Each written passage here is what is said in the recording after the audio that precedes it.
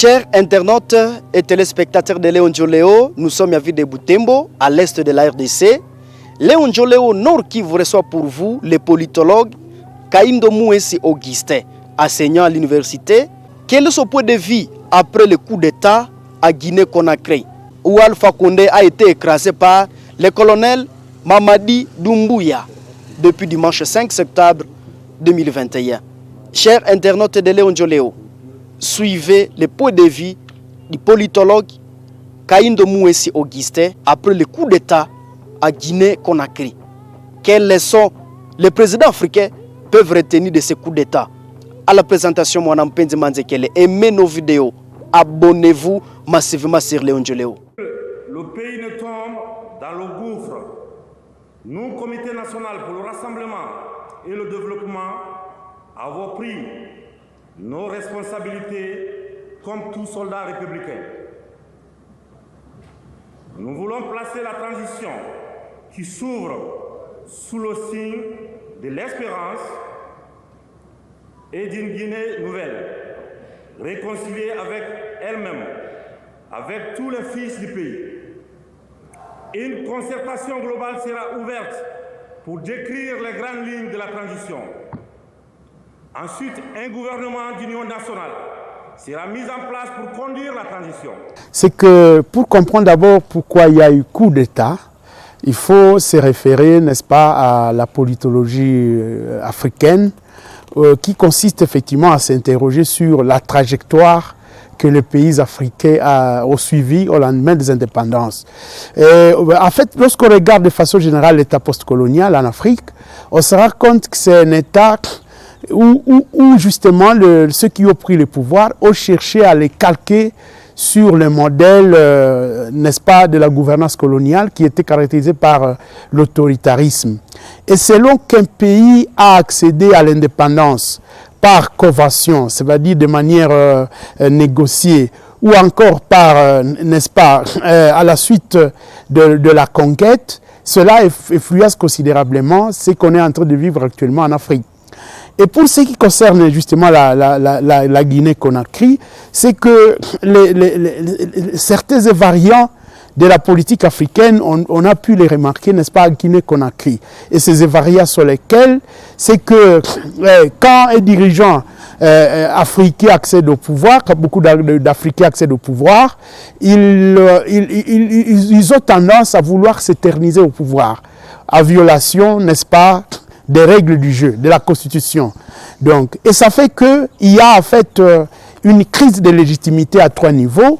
Crise d'abord de l'État, l'institution donc qui doit pouvoir gouverner, mais aussi crise de légitimité des dirigeants et ensuite crise de légitimité des individus. Et pour ce qui concerne justement la Guinée-Conakry, on voit bien que le président qui a été investi avait modifié les règles du jeu pour pouvoir se représenter. Donc il a été partisan du troisième mandat controversé et que effectivement, tout en ayant eu ce mandat-là, il était miné de l'intérieur parce qu'il n'avait pas assez de légitimité.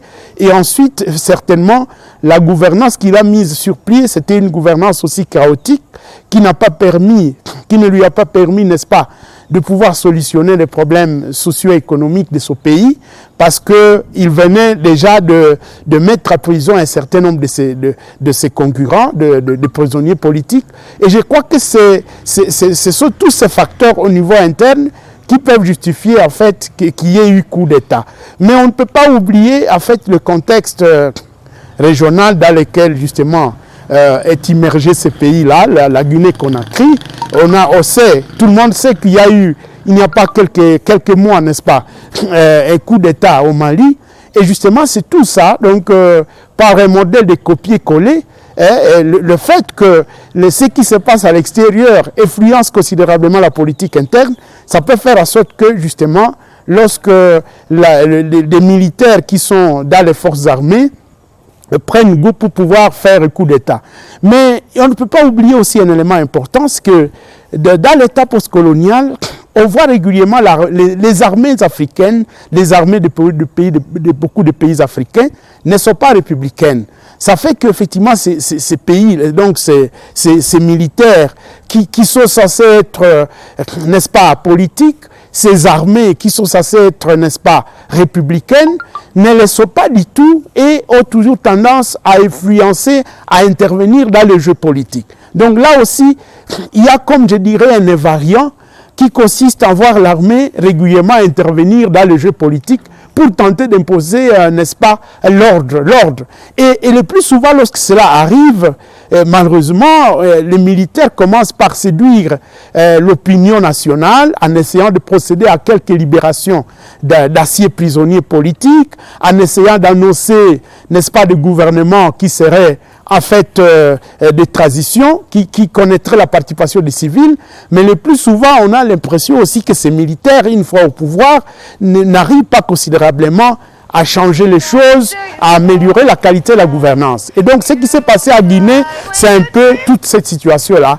Donc, c'est ce contexte-là, finalement, qui a influencé, qui influence, qui peut expliquer, en fait, ce qui s'est passé à Guinée.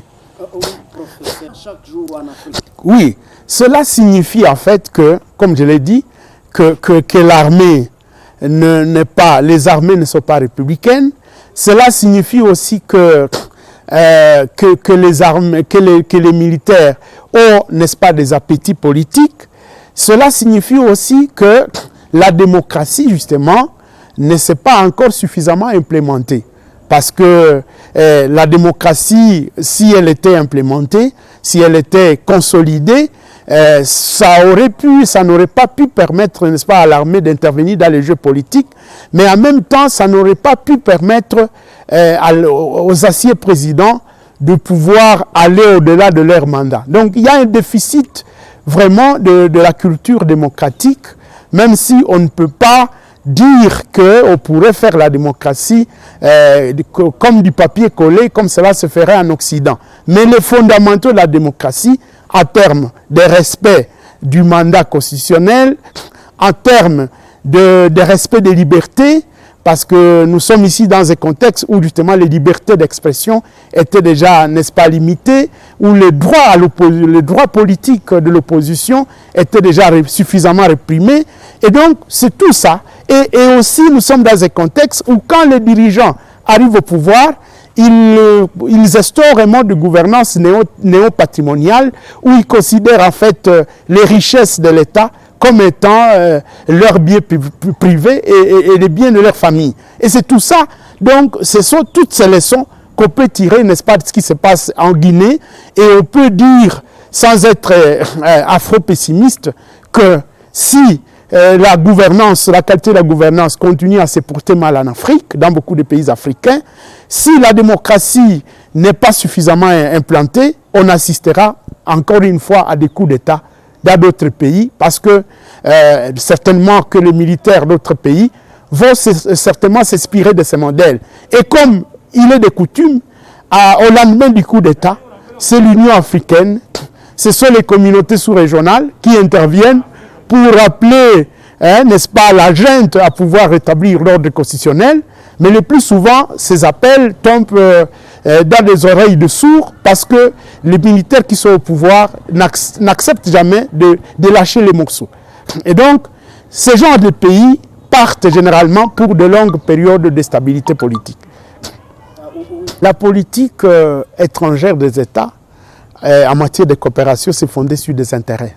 Les intérêts des États. Vous avez vu, même si toute comparaison n'est pas raison, avec ce qui est arrivé au Tchad, où lorsque le chef d'État il est mort, on a vu la France souffler le chaud et le froid et dire, écoutez, nous allons toujours continuer à coopérer avec le Tchad. Donc, je crois que ça va dépendre des intérêts que la France estime pouvoir gagner dans ces pays, et même d'autres pays, parce qu'il faut faire un distinguo entre, n'est-ce pas, les politiques de coopération des pays occidentaux et les politiques de coopération des pays comme la Russie et la Chine. Comme vous le savez, la Chine et la Russie ne posent pas de conditionnalités démocratiques en général. Donc là, ce sont des pays qui coopèrent avec celui qui est au pouvoir. L'essentiel, c'est de pouvoir tirer les dividendes de la coopération. Mais pour l'Europe, on sait parfois d'être hypocrite parce que les relations internationales sont pleines d'hypocrisie aussi, hein, pleines d'hypocrisie. On essaie d'imposer, de poser en fait des conditions à terme de démocratie, des qualités de démocratie, mais au finish, ce sont les intérêts finalement qui priment et donc il n'est pas exclu de voir beaucoup de pays aujourd'hui qui ont récusé le coup d'État à Guinée, n'est-ce pas, revenir pour pouvoir coopérer avec, soi-disant que ils veulent appuyer un peu la transition démocratique, mais on n'appuie pas la transition démocratique sans pouvoir y gagner quelque chose. Et donc, en politique internationale, il n'y a rien pour rien, parfois. Lorsqu'il y a une action, il y a toujours des calculs qui sont en fait derrière, parce que les États en politique sont très rationnels en fait. Ils savent ce qu'ils poursuivent comme intérêt. Bon, je crois que même si toute comparaison n'est pas raison, d'habitude lorsqu'il y a un coup d'État, l'Union africaine effectivement va s'y faire pour dire écoutez, nous condamnons ce qui se passe. Mais c'est ce sont les rapports de force à l'intérieur, donc les déterminants à terme de maîtrise de la situation en interne qui a parfois influence les positions de l'Union africaine. Il n'est pas exclu de voir que lorsque la junte militaire aura cherché, n'est-ce pas, si elle s'affirmait en essayant de montrer qu'elle peut mettre sur pied des institutions de transition qui sont consensuelles, il n'est pas exclu de voir l'Union africaine faire marche arrière et dire, écoutez, bon, nous voudrions que vous nous fixiez les délais pour effectivement organiser de nouvelles élections. Donc, les déclarations de l'Union africaine ou la position de l'Union africaine, c'est une position qui est vraiment oscillante, qui peut bouger dans tous les sens, mais sont rares des cas où l'Union africaine a réussi vraiment à s'imposer parce que l'efficacité des déclarations de l'Union africaine ou de la politique de l'Union africaine, ça pose aussi un problème des moyens politiques, des moyens financiers, des moyens matériels, des moyens militaires que parfois l'Union africaine n'a pas suffisamment pour pouvoir imposer la paix et pouvoir, n'est-ce pas, veiller aux sanctions qu'elle peut essayer de faire. C'est à ce niveau-là que justement, parfois l'Union africaine est limitée dans sa démarche visant à pacifier disons, les continents, la région, mais aussi en essayant de faire en sorte que justement les pays connaissent un peu plus de démocratie, encore que beaucoup de chefs d'État qui sont des pays membres de l'Union africaine, ce sont aussi des chefs d'État qui ont accédé au pouvoir à la suite parfois d'élections controversées. Oui, professeur, ne craignez-vous pas que le colonel là, votre transition, est en cours de border, professeur? Ce n'est pas exclu, ce n'est pas exclu, mais cela va dépendre effectivement de la participation politique interne, de forces politiques internes. Si il y a une force justement au niveau interne qui serait incarnée par les forces politiques, n'est-ce pas, guinéennes, je crois que cela peut pouvoir pousser, n'est-ce pas, la junte militaire, la junte au pouvoir, la junte militaire, je voulais dire, de pouvoir rapidement faire les choses. Mais dans la plupart des cas, à part justement ces problèmes, quand un coup d'État éclate, c'est qu'il y a des problèmes internes à résoudre. Il y a des problèmes de cohésion politique, il y a des problèmes socio-économiques, et parfois tous ces problèmes, on ne les règle pas en un temps record. Le plus souvent, on essaie de jouer pour jouer à la prolongation, et sont rares les cas où vraiment ces genres de transitions fonctionnaient comme cela s'est passé au Burkina Faso. Donc le plus souvent, il y a toujours un prolongement qui est lié, n'est-ce pas, à la volonté des militaires de pouvoir gagner du temps pour jouir du pouvoir, mais en même temps à la volonté disons, à leurs problèmes qui peuvent consister, n'est-ce pas, à pouvoir amener la classe politique autour d'une table, parce que le plus souvent, les militaires qui accèdent au pouvoir, ils utilisent le principe diviser pour régner. Ils peuvent diviser aussi la classe politique. Et souvent, lorsque les militaires divisent la classe politique, cela ne concourt pas rapidement à solutionner la crise. Ah oui, professeur, on peut savoir sur les présidents africains peut retenir quoi de ce coup d'État de Guinée-Conakry? Oui, il y a plusieurs leçons que les chefs d'État peuvent retenir. C'est que lorsqu'on accède au pouvoir par le mode électoral, on doit fournir un effort pour pouvoir respecter la Constitution, mais aussi, surtout, respecter les mandats constitutionnels. Parce que toute entreprise visant à aller au-delà du mandat constitutionnel suscite les appétits des militaires et même d'autres politiques qui pensent que c'est là un moment favorable pour pouvoir faire des coups d'État. Mais en même temps, une leçon à terme de démocratisation, il est encore vraiment urgent que les dirigeants africains se mettent à l'école de la démocratie. Et comme je dis à l'école de la démocratie, c'est autant la classe politique, les élites politiques, mais aussi la classe, la population aussi. Parce que lorsque on a annoncé le coup d'État à Guinée, il y a une grande partie de la population de la capitale qui a quand même manifesté, comme pour appuyer en fait le coup d'État qui s'est passé. Donc ça montre aussi que parfois, des fois, on va au-delà de ce qui est prévu par le cadre démocratique. Et donc, autant de leçons qu'il faut tirer pour pouvoir en fait consolider la démocratie et participer à la stabilité des institutions politiques africaines. Oui, après... Bon, je crois que c'est peut-être trop tôt de le dire, mais parce que pour qu'il y ait un coup d'État, il faut qu'il y ait une partie de l'armée qui se sente lésée. Et aussi, il faudrait qu'il y ait un faible contrôle du pouvoir sur l'armée. Mais aussi qu'il y ait cette tradition, ce courage de vouloir faire le coup d'État. Et au besoin qu'il y ait la complicité extérieure.